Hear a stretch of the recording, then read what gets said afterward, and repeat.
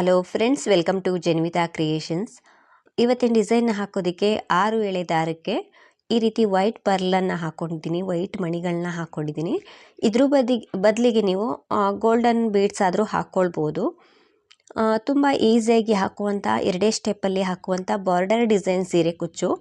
ಇದಕ್ಕೆ ಯಾವುದೇ ಕುಚ್ಚನ್ನು ಹಾಕ್ತಾ ಇಲ್ಲ, ಹಾಗೆಯೇ ಪ್ಲೇನಾಗಿ ಬಾರ್ಡರ್ ಡಿಸೈನ್ ಮಾಡ್ಕೊಳ್ಳೋದಕ್ಕೆ ಸ್ಲೀವ್ಸ್ಗಳಿಗಾಗಿರ್ಬೋದು, ದುಪ್ಪಟ್ಟಗಳಿಗಾಗಿರ್ಬೋದು ಮತ್ತು ಸೀರೆಗಳಿಗೂ ಕೂಡ ಈ ಡಿಸೈನ್ನ ಹಾಕ್ಕೊಳ್ಬೋದು. ಫ್ರೆಂಡ್ಸ್, ನೀವೇನಾದರೂ ಫಸ್ಟ್ ಟೈಮ್ ನೋಡ್ತಿದ್ರೆ ಪ್ಲೀಸ್ ನಮ್ಮ ಚಾನಲ್ನ ಸಬ್ಸ್ಕ್ರೈಬ್ ಮಾಡಿ ಸಪೋರ್ಟ್ ಮಾಡಿ. ನಾನು ಈ ಡಿಸೈನ್ನ ರೈಟ್ ಸೈಡಿಂದ ಹಾಕ್ತಾಯಿದ್ದೀನಿ, ಅಂದರೆ ಸೀದಾ ಸೈಡಿಂದನೇ ಹಾಕ್ತಿದ್ದೀನಿ. ಬಟ್ಟೆಗೆ ಹಾಕಿ ತೋರಿಸ್ತಾ ಇದ್ದೀನಿ. ಮೊದಲಿಗೆ ಬಟ್ಟೆಗೆ ನಿಡಲ್ನ ಚುಚ್ಚಿ ಥ್ರೆಡನ್ನು ತಂದು ಲಾಕ್ ಮಾಡಬೇಕು. ಈ ರೀತಿ ಥ್ರೆಡನ್ನು ಮೇಲೆ ತಂದು ಲಾಕ್ ಮಾಡಿದ್ರೆ ಅದು ಲಾಕ್ ಆಗುತ್ತೆ. ಅಂದರೆ ಈ ಲಾಕನ್ನು ನಾವು ಸಿಂಗಲ್ ಕ್ರೋಶ ಅಂತಲೂ ಕೂಡ ಕರಿತೀವಿ. 2 ಸಲ ನಾನು ಲಾಕ್ ಮಾಡ್ಕೊಳ್ತಿದ್ದೀನಿ. ಸೆಕ್ಯೂರ್ ಆಗಿರುತ್ತೆ ಅಂತ ಅಷ್ಟೇ. 2 ಟೈಮ್ಸ್ ಲಾಕ್ ಮಾಡೋದ್ರಿಂದ ಅದು ಬಿಚ್ಚೋಗೋದಿಲ್ಲ, ಟೈಟಾಗಿ ಕೂತಿರುತ್ತೆ. 2 ಸಲ ಲಾಕ್ ಆದಮೇಲೆ ಅದ್ರ ಪಕ್ಕದಲ್ಲಿ ಮತ್ತೆ ನಾನು ಲಾಕ್ ಮಾಡ್ತಾಯಿದ್ದೀನಿ, ಅಂದರೆ ಸಿಂಗಲ್ ಕ್ರೋಶಗಳನ್ನ ಮಾಡ್ತಾಯಿದ್ದೀನಿ. ಸೊ ಬೇಸ್ ಲೈನ್ ಬಂದು ಬರೀ ಸಿಂಗಲ್ ಕ್ರೋಶನೇ ಇರುತ್ತೆ. ಅದ್ರ ಪಕ್ಕದಲ್ಲಿ ಅಂದರೆ ಅಷ್ಟೊಂದು ಗ್ಯಾಪನ್ನು ಕೊಡೋದಕ್ಕೆ ಹೋಗಬೇಡಿ, ಪಕ್ಕದಲ್ಲೇ ಬರೀ ಸಿಂಗಲ್ ಕ್ರೋಶ ಮಾಡ್ತಾ ಹೋಗೋದು. ಬಟ್ಟೆಗೆ ನಿಡಲ್ನ ಚುಚ್ಚಿ ಥ್ರೆಡ್ನ ತಂದು ಸಿಂಗಲ್ ಕ್ರೋಶ,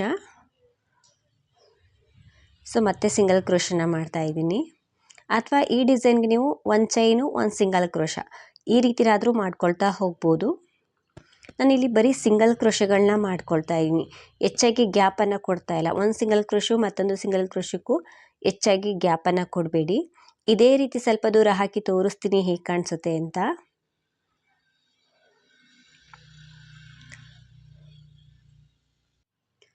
ಫ್ರೆಂಡ್ಸ್, ನಾನಿಲ್ಲಿ ಸ್ವಲ್ಪ ದೂರ ಹಾಕ್ಕೊಂಡು ಬಂದಿದ್ದೀನಿ. ಸೊ ಕೊನೆಯಲ್ಲೂ ಕೂಡ ಸಿಂಗಲ್ ಕ್ರೋಶ ಆದಮೇಲೆ ಈ ರೀತಿ ಎಕ್ಸ್ಟ್ರಾ ಒಂದು 2-3 ಚೈನನ್ನು ಹಾಕಿ ಥ್ರೆಡನ್ನು ಕಟ್ ಮಾಡ್ಕೊಳ್ತಿದ್ದೀನಿ. ಎಕ್ಸ್ಟ್ರಾ ಥ್ರೆಡನ್ನು ಕಟ್ ಮಾಡಿ ನಿಡಲನ್ನು ನಮ್ಮ ಸೈಡ್ ಹೇಳ್ತಾರೆ, ಅದು ಟೈಟಾಗಿ ಕೂರುತ್ತೆ. ಸೊ ಬೇಸ್ ಲೈನ್ ಇಷ್ಟೇ.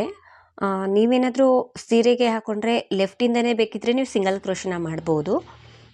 ಥ್ರೆಡನ್ನು ಕಟ್ ಮಾಡಿದ್ಮೇಲೆ ಈ ಥ್ರೆಡನ್ನು ನಾಟ್ ಹಾಕ್ಕೊಳ್ತಾ ಇದ್ದೀನಿ. ಇನ್ನು ಒಂದು ಸ್ಟೆಪ್ ಇದೆ ಅಲ್ವಾ, ಹಾಗಾಗಿ ಮತ್ತು ಇದಕ್ಕೇ ಬೀಡ್ಸನ್ನು ಹಾಕ್ಕೊಂಡಿದ್ದೀನಿ, ಆವಾಗಲೇ ತೋರಿಸಿದ್ನಲ್ವ ಸ್ಟಾರ್ಟಿಂಗು. ಇವಾಗ ನಾನು ಸಿಂಗಲ್ ಕ್ರೋಶದ ಒಳಗಡೆ ಲಾಕ್ ಮಾಡ್ಕೊಳ್ತಿದ್ದೀನಿ. ಇಲ್ಲಿ ನಾನು ಸ್ಟಾರ್ಟಿಂಗು 2 ಟೈಮ್ಸ್ ಲಾಕ್ ಮಾಡಿದ್ದೆ, ಆ 2 ಮಧ್ಯದಲ್ಲಿ ಲಾಕ್ ಮಾಡ್ಕೊಳ್ತೀನಿ.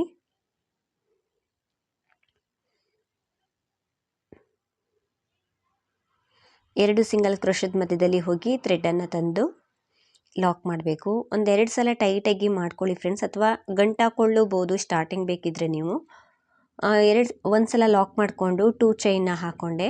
2 ಚೈನ್ನ ಹಾಕ್ಕೊಂಡ್ಮೇಲೆ ಸೂಜಿ ಮೇಲೆ ಥ್ರೆಡನ್ನು ಸುತ್ತಕೊಂಡು ಫಸ್ಟ್ 1 ಸಿಂಗಲ್ ಕ್ರೋಶದ ಮೇಲೆ ಹೋಗಿ ಥ್ರೆಡನ್ನು ತಂದು ಸೂಜಿ ಮೇಲೆ 3 ದಾರ ಇರುತ್ತೆ, ಅಂದರೆ 3 ಲೂಪ್ ಇರುತ್ತೆ. ಫಸ್ಟ್ 2 ಲೂಪಲ್ಲಿ ಥ್ರೆಡನ್ನು ಪಾಸ್ ಮಾಡಬೇಕು. 1 ಲೂಪಲ್ಲಿ ಥ್ರೆಡನ್ನು ಪಾಸ್ ಮಾಡಬೇಕು, ನಂತರ ಮತ್ತೆ 2 ಲೂಪಲ್ಲಿ, ನಂತರ ಮತ್ತೆ 2 ಲೂಪಲ್ಲಿ. ಈ ರೀತಿ ಒಂದು ಡಬಲ್ ಕ್ರೋಶ ಕಂಬ ರೀತಿಯಾಗಿ ಕಾಣಿಸುತ್ತೆ. ಅಂದರೆ ಫಸ್ಟ್ 1 ಲೂಪಲ್ಲಿ ಮಾತ್ರ ಥ್ರೆಡನ್ನು ಪಾಸ್ ಮಾಡಿ, ನಂತರ 2 ಲೂಪಲ್ಲಿ ಥ್ರೆಡನ್ನು ಪಾಸ್ ಮಾಡಬೇಕು. ಅಥವಾ ನಿಮಗೆ ಗೊತ್ತಾಗಲಿಲ್ಲ ಅಂದರೆ ಡಬಲ್ ಕ್ರೋಶ ಕಂಬನಾದರೂ ಮಾಡ್ಬೋದು, ತ್ರಿಬಲ್ ಕ್ರೋಶ ಕಂಬನಾದರೂ ಮಾಡ್ಬೋದು. ತ್ರಿಬಲ್ ಕ್ರೋಶ ಕಂಬ ಆದರೆ ಸ್ವಲ್ಪ ಉದ್ದವಾಗಿ ಬಂದುಬಿಡುತ್ತೆ ಅದು ಕಂಬ, ಹಾಗಾಗಿ ಬೀಡನ್ನ ಮುಂದೆ ಪಾಸ್ ಮಾಡಿಕೊಂಡು ಬೀಡನ್ನ ಲಾಕ್ ಮಾಡಿಕೊಂಡೆ. ಇವಾಗ ಈ ಕಂಬ ಇದೆಯಲ್ವ, ಕಂಬದ ಹಿಂದೆಯಿಂದ ಅಂದರೆ ಕೆಳಗಡೆಯಿಂದ ಹೋಗಿ ಥ್ರೆಡ್ನ ತಂದು ಲಾಕ್ ಮಾಡ್ತಾಯಿದ್ದೀನಿ. ಸೊ ಈ ರೀತಿ ಬೀಡ್ ಫಾರ್ಮ್ ಆಗುತ್ತೆ. ಮತ್ತು ನಾನಿಲ್ಲಿ 1 ಚೈನನ್ನು ಹಾಕ್ಕೊಂಡೆ, ಸೂಜಿ ಮೇಲೆ ಥ್ರೆಡನ್ನು ಸುತ್ತಕೊಂಡು ಇಲ್ಲಿ ಒಂದು ಸಿಂಗಲ್ ಕ್ರೋಶನ ಸ್ಕಿಪ್ ಮಾಡಿ ನಂತರ ಸಿಂಗಲ್ ಕ್ರೋಶಕ್ಕೆ ಇಲ್ಲಿ ನಾನು ತ್ರಿಬಲ್ ಕ್ರೋಶ ಕಂಬ ರೀತಿ, ಬಟ್ 2 ಲೂಪಲ್ಲಿ ಮಾಡ್ತಾಯಿಲ್ಲ. ಫಸ್ಟ್ 1 ಲೂಪಲ್ಲಿ ಥ್ರೆಡನ್ನು ಪಾಸ್ ಮಾಡಿದೆ, ಮತ್ತೆ 2 ಲೂಪಲ್ಲಿ, ಮತ್ತೆ 2 ಲೂಪಲ್ಲಿ. ಸೊ ತ್ರಿಬಲ್ ಕ್ರೋಶ ಕಂಬ ರೀತಿಯೇ ಬರುತ್ತೆ, ಬಟ್ ಇದು ಲೆಂತಿಯಾಗಿ ಬರಲ್ಲ, ಡಬಲ್ ಕ್ರೋಶ ಕಂಬದಷ್ಟೇ ಇರುತ್ತೆ. ನಂತರ ಒಂದು ಬೀಡನ್ನ ಮುಂದೆ ಪಾಸ್ ಮಾಡಿಕೊಂಡು ಅದನ್ನು ಲಾಕ್ ಮಾಡಿ ಮತ್ತು ಅದೇ ಕಂಬಕ್ಕೇ ಲಾಕ್ ಮಾಡಬೇಕು. ಆಲ್ರೆಡಿ ಕಂಬ ಮಾಡಿರ್ತೀವಲ್ಲ, ಆ ಕಂಬದ ಕೆಳಗಡೆಯಿಂದ ಹೋಗಿ ಥ್ರೆಡನ್ನು ತಂದು ಈ ರೀತಿ ಲಾಕ್ ಮಾಡಬೇಕು. ಮತ್ತು ನಾನು 1 ಚೈನನ್ನು ಹಾಕ್ಕೊಳ್ತೀನಿ, ಸೂಜಿ ಮೇಲೆ ಥ್ರೆಡನ್ನು ಸುತ್ತಕೊಂಡು 1 ಸಿಂಗಲ್ ಕ್ರೋಶನ ಸ್ಕಿಪ್ ಮಾಡಬೇಕು. ನಂತರ ಸಿಂಗಲ್ ಕ್ರೋಶದಲ್ಲಿ ಹೋಗಿ ಥ್ರೆಡನ್ನು ತಂದು ಫಸ್ಟ್ 1 ಲೂಪಲ್ಲಿ ಥ್ರೆಡನ್ನು ಪಾಸ್ ಮಾಡಬೇಕು, ನಂತರ ಮತ್ತೆ 2 ಲೂಪಲ್ಲಿ ಮತ್ತೆರಡು ಲೂಪಲ್ಲಿ ಥ್ರೆಡ್ಡನ್ನು ಪಾಸ್ ಮಾಡಿದ್ರೆ ತ್ರಿಬಲ್ ಕ್ರೋಶೆ ಕಂಬ ರೀತಿಯೇ, ಬಟ್ ಅಲ್ಲಿ ನಾವು ಫಸ್ಟ್ ಒಂದು ಲೂಪಲ್ಲಿ ಮಾತ್ರ ಥ್ರೆಡ್ಡನ್ನು ಪಾಸ್ ಮಾಡಬೇಕು. ಕಂಬ ಆದಮೇಲೆ ಒಂದು ಬೀಡನ್ನ ಮುಂದೆ ಪಾಸ್ ಮಾಡಿಕೊಂಡು ಅದನ್ನು ಲಾಕ್ ಮಾಡಿದ್ರೆ ಈ ರೀತಿಯದು ರೈಟ್ ಸೈಡ್ಗೆ ಬರುತ್ತೆ ಅದು ಬೀಡು. ನಂತರ ಅದೇ ಕಂಬಕ್ಕೆ ಲಾಕ್ ಮಾಡಬೇಕು. ಸೊ ಕಂಬದ ಮೇಲೆ ಬಂದಿರೋ ರೀತಿ ಕಾಣಿಸುತ್ತೆ ಅದು. ಮತ್ತೆ ಒಂದು ಚೈನ್ನ ಹಾಕ್ಕೊಂಡೆ ಸೂಜಿ ಮೇಲೆ ಥ್ರೆಡ್ಡನ್ನು ಸುತ್ತಕೊಂಡು ಒಂದು ಸಲ ಸಿಂಗಲ್ ಕ್ರೋಶನ ಸ್ಕಿಪ್ ಮಾಡಿ ನಂತರ ಸಿಂಗಲ್ ಕ್ರೋಶದಲ್ಲಿ ಕಂಬನ ಮಾಡಬೇಕು. ಫ್ರೆಂಡ್ಸ್ ತುಂಬ ಈಸಿ ಇದೆ ಡಿಸೈನು, ಎಲ್ಲರೂ ಕೂಡ ಹಾಕ್ಕೊಳ್ಳುವಂಥ ಡಿಸೈನೇ. ಸ್ಲೀವ್ಸ್ಗಳಿಗೆ, ದುಪ್ಪಟ್ಟಗಳಿಗೆ, ಸೀರೆಗಳಿಗೆ ತುಂಬಾ ಚೆನ್ನಾಗಿ ಕಾಣಿಸುತ್ತೆ. ಇಲ್ಲಿ ಬೇಕಿದ್ರೆ ನೀವು ಬೀಡ್ಸ್ಗಳನ್ನ ಚೇಂಜಸ್ ಮಾಡ್ಕೊಳ್ಬೋದು. ಗೋಲ್ಡು, ಮೆಟಲ್ ಬೀಡ್ಸ್ಗಳೆಲ್ಲ ಎಲ್ಲದನ್ನೂ ಕೂಡ ಹಾಕ್ಕೊಳ್ಬೋದು. ಸೊ ಕಂಬ ಆದಮೇಲೆ ಒಂದು ಬೀಡನ್ನ ಹಾಕ್ಕೊಂಡು ಅದನ್ನು ಲಾಕ್ ಮಾಡಿ ಅದೇ ಕಂಬಕ್ಕೆ ಮತ್ತೆ ಲಾಕ್ ಮಾಡ್ತಾ ಇದ್ದೀನಿ. ಆವಾಗ ಕಂಬದ ಮೇಲೆ ಬೀಡ್ ಬಂದಿರೋ ರೀತಿ ಕಾಣಿಸುತ್ತೆ. ಈ ರೀತಿ ಕಾಣಿಸುತ್ತೆ ಡಿಸೈನು. ಸೊ ತುಂಬ ಚೆನ್ನಾಗಿ ಬರುತ್ತೆ ಫ್ರೆಂಡ್ಸ್, ನೀಟಾಗಿ ಫಿನಿಶಿಂಗ್ ಕಾಣಿಸುತ್ತೆ. ಮತ್ತೊಂದು ಚೈನ್ನ ಹಾಕ್ಕೊಂಡೆ ಸೂಜಿ ಮೇಲೆ ಥ್ರೆಡ್ಡನ್ನು ಸುತ್ತಕೊಂಡು ಒಂದು ಸಿಂಗಲ್ ಕ್ರೋಶನ ಸ್ಕಿಪ್ ಮಾಡಿ ನಂತರ ಸಿಂಗಲ್ ಕ್ರೋಶದಲ್ಲಿ ಡಬಲ್ ಕ್ರೋಶೆ ಕಂಬನ ಮಾಡಬೇಕು.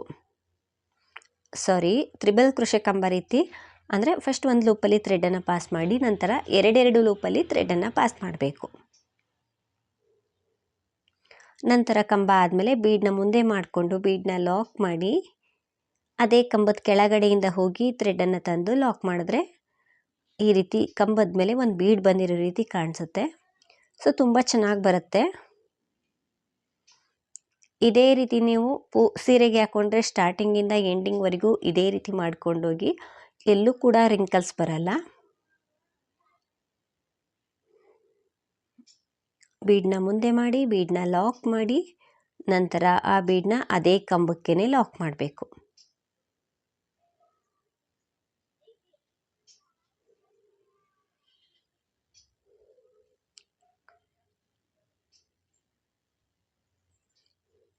ಸೊ ಇದೇ ರೀತಿ ನಾನು ಪೂರ್ತಿಯಾಗಿ ಹಾಕ್ಕೊಳ್ತೀನಿ.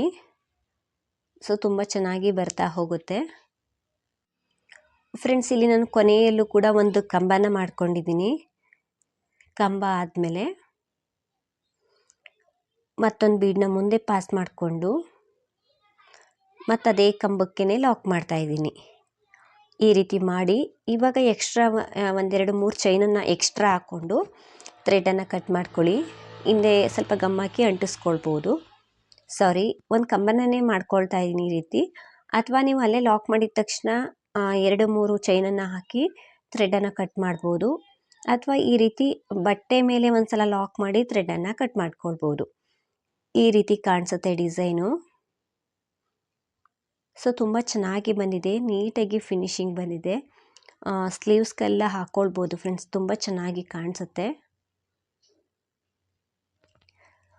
ಇದಕ್ಕೆ ಪ್ರೈಸ್ ಬಂದು ಒಂದು 350ಇಂದ 400ವರೆಗೂ ಚಾರ್ಜ್ ಮಾಡ್ಬೋದು. ನಿಮ್ಮ ಪ್ಲೇಸ್ ಮೇಲೆ ಡಿಪೆಂಡ್ ಆಗಿರುತ್ತೆ. ಇಷ್ಟೇ ಅಂತ ಹೇಳೋಕ್ಕಾಗಲ್ಲ, ಹೆಚ್ಚು ಕಡಿಮೆ ಮಾಡ್ಕೊಳ್ಬೋದು. ಡಿಸೈನ್ ಅದು ತುಂಬ ಚೆನ್ನಾಗಿ ಬರುತ್ತೆ, ನೀವೊಮ್ಮೆ ಟ್ರೈ ಮಾಡಿ. ಮತ್ತು ಇದು ಬ್ಯಾಕ್ ನೆಕ್ ಡಿಸೈನ್ಗೂ ಕೂಡ ನೀವು ಹಾಕ್ಕೊಳ್ಬೋದು. ಬ್ಲೌಸ್ಗಳಿಗೆಲ್ಲ ತುಂಬ ನೀಟಾಗಿ ಬರುತ್ತೆ ಫ್ರೆಂಡ್ಸ್. ಈ ಡಿಸೈನ್ ಎಲ್ರಿಗೂ ಕೂಡ ಇಷ್ಟ ಆಗಿದೆ ಅಂದ್ಕೊಳ್ತೀನಿ. ನೀವೇನಾದರೂ ಫಸ್ಟ್ ಟೈಮ್ ನೋಡ್ತಿದ್ರೆ ಹೊಸಬ್ರಾಗಿದ್ದರೆ ಪ್ಲೀಸ್ ನಮ್ಮ ಚಾನಲ್ನ ಸಬ್ಸ್ಕ್ರೈಬ್ ಮಾಡಿ ಸಪೋರ್ಟ್ ಮಾಡಿ. ಫೇಸ್ಬುಕ್ಕಲ್ಲಿ ಏನಾದರೂ ನೋಡ್ತಿದ್ರೆ ಫೇಸ್ಬುಕ್ ಪೇಜನ್ನು ಫಾಲೋ ಮಾಡಿ. ಈ ಡಿಸೈನ್ ಹೇಗಿದೆ ಅಂತ ಕಮೆಂಟ್ ಮೂಲಕ ತಿಳಿಸಿ. ಆದಷ್ಟು ವಿಡಿಯೋನ ಲೈಕ್ ಮಾಡಿ, ಶೇರ್ ಮಾಡಿ. ನೀವೊಮ್ಮೆ ಟ್ರೈ ಮಾಡಿ ಫ್ರೆಂಡ್ಸ್. ಡಿಸೈನ್ ತುಂಬ ಚೆನ್ನಾಗಿ ಬರುತ್ತೆ, ತುಂಬ ಈಸಿ ಇದೆ. Thank you for watching. Thank you.